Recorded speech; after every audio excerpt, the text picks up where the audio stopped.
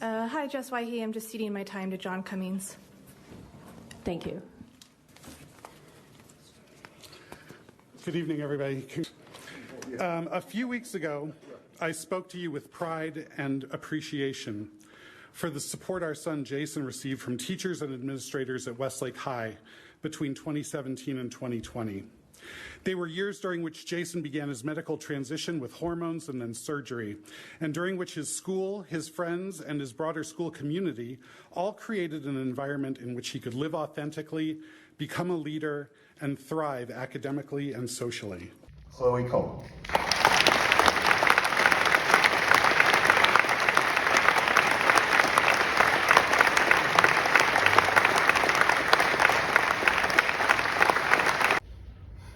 I am an 18-year-old detransitioner from the Central Valley here in California. And I'm here to tell a story, my own story actually, and what I've learned from living through and eventually making it out of my own personal home. A lot of you in here are parents, siblings, aunts and uncles, and grandparents to a generation that is uniquely vulnerable. And there is, I find, a major disconnect between Gen Z and older generations, and I feel that this is largely due to a lack of trust and understanding between these generations.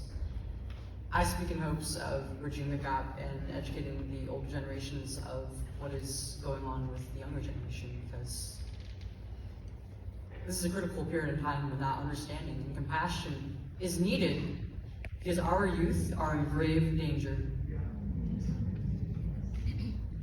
The advent of the internet and social media has changed the way that children grow up, and with the internet came atrocities that we are still learning about today. I myself am a formerly trans-identified kid. I fell victim to the idea that I, as a girl, could become a boy if I so wanted. And at the age of 12, I began to cut my hair shorter and buy boys' clothing. And I asked my friends to refer to me as a boy and my family as their son and brother. An important aspect of my story was that I do have a very supportive family, and both my parents were in the house, and I have many older siblings. I wasn't abused at all. I am not just a corner case. But yeah, my childhood was pretty normal as far as that goes. When you think of the stereotypical, you're probably thinking of how I was when I was little. I mean, I loved bright colors like pink and purple. I loved wearing skirts and dresses and playing with dolls and drawing. I still love drawing. I admit that growing up with so many others did rub off on me a little bit. I still love playing video games, and when I was a kid, I loved playing in the dirt and with like my older brother's Legos, Nerf guns, and toy trucks. As I matured, I started to associate with and relate more to boys, and I found it more and more difficult as the years went on to connect with or even understand other girls my age. This used to be called being a tomboy, and there is nothing wrong with this. I wish that I knew this when I started puberty at 9 years old.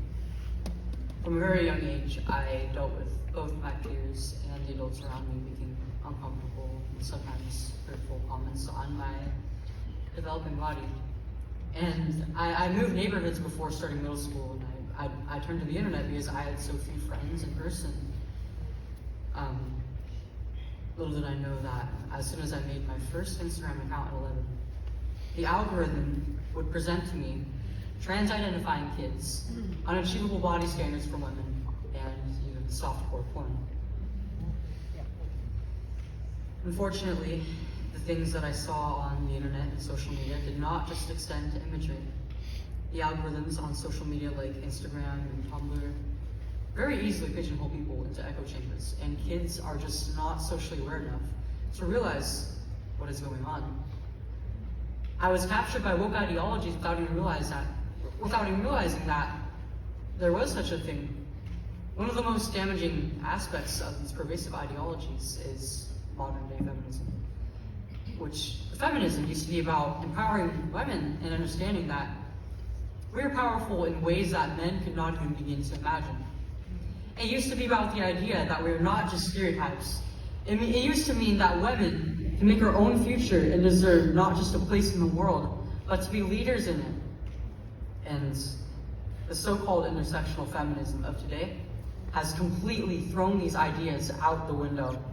This new destructive approach to feminism has watched over the footsteps of heroes like Sojourner Truth and is actively degrading the rights and safety of women.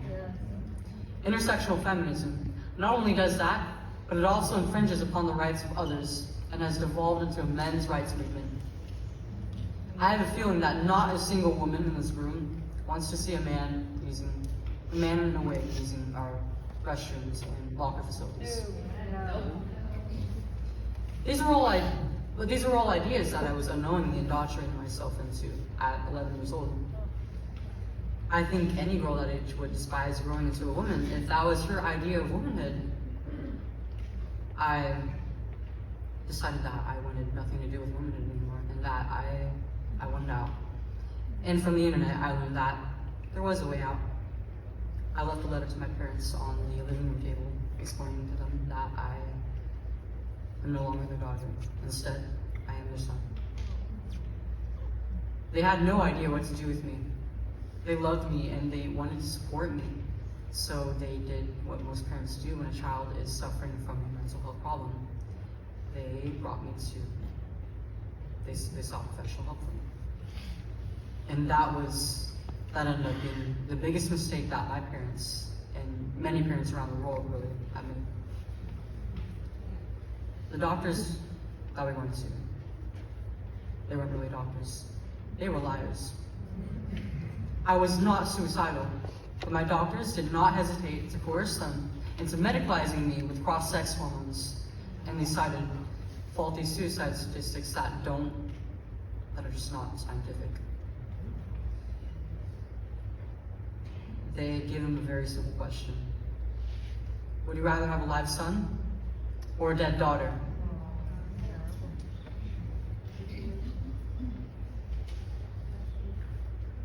I was referred to an endocrinologist who actually hesitated to put me on puberty blockers because he said there would be concerns for my cognitive development.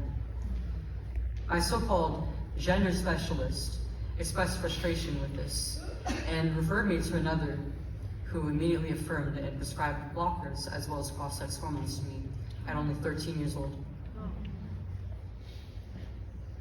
Imagine telling a 13-year-old girl, are you aware that you may experience atrophy of some reproductive organs? If you believe that a girl who thinks that she's trapped in the wrong body can provide informed consent to something like this, you need to lose your license to practice medicine. Yes.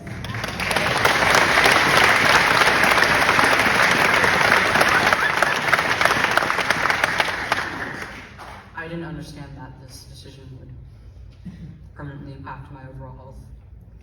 I still don't know whether I'll be able to conceive a child or not. I wore a compression device called a chest binder for 2 years, and it compressed my breasts into my ribs so hard that my ribcage is permanently deformed. I wanted to stop wearing this at school and while swimming or exercising or while walking home in 100-degree weather. I wanted to look like a boy, permanently. And my surgeon, my butcher really, removed my healthy breasts at the age of 15. I was 15 years old and not a single medical professional questioned this. They say that this is the way to progress. And without realizing it, I started to grieve over my breasts and my feminine form that was lost. But I didn't realize what this emotion was, because everybody around me knew me as Leo now. I had been transitioning for 3 years at this point. I no longer looked like a girl. I had no breasts. I was developing muscles and squarish features from from the cross-sex hormones, and I just assumed that the emotional turmoil was just part of the post-op period, but I progressively became worse over time. My grade performance and attendance at school were at an all-time low during my last 2 years of high school, and I ended up dropping out several times until I ended up getting a diploma equivalent. It wasn't until the second semester of my junior year, about 11 months after my surgery, that I really started to realize what I had done to myself. I was in a class about child psychology, and I had a lesson about the role that physical contact and breastfeeding play in the bond between mother and child, and how that bond affects their later cognitive and social development. Before this point in time, I hardly ever thought about having kids might look for me because, I mean, I was a kid. But during my lessons, I realized that not only was my ability to naturally feed my children taken away from me forever, I may not even be able to naturally birth my children. And this was just horrific to me. And the illusion fell apart. I was and always will be female.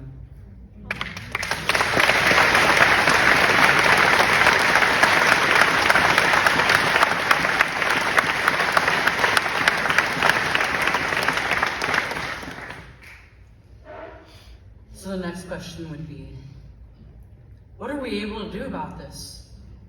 I believe that this is a spiritual battle that needs to be fought with love and understanding. Yeah. I have many detransitioned friends who feel that they have been failed by religious institutions. There are some people who have come at this issue with hatred, but there is no room for that if you want to help these kids. Yeah. Love will always triumph. So you have to love people that are struggling with this without affirming the illusion.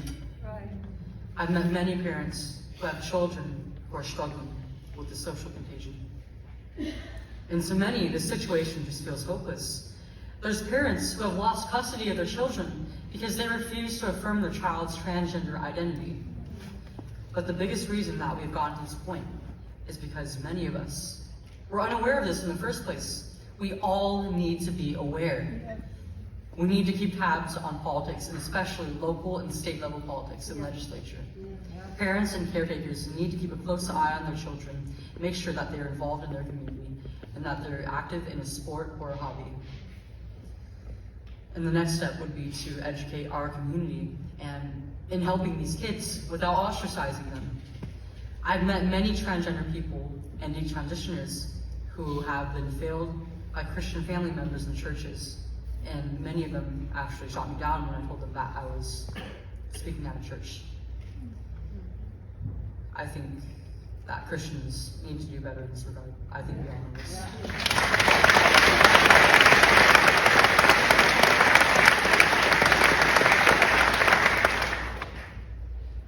I will continue to spread the message to all who will hear me out. I've started an organization called Detransunited, run by people who are in a situation quite like mine. They're all detransitioners who want to do activism against the institutions and ideology that peddle this barbaric practice. And we are going up against transgender activists who have millions of followers online and huge sponsors like Amazon. But the tide is visibly starting to shift. I'm really proud of what we have accomplished so far. Vanderbilt University in Tennessee actually has recently stopped all of their transition surgeries.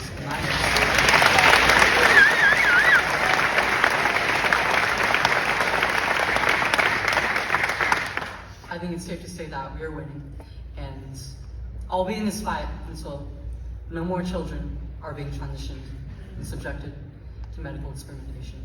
Thank you. Okay.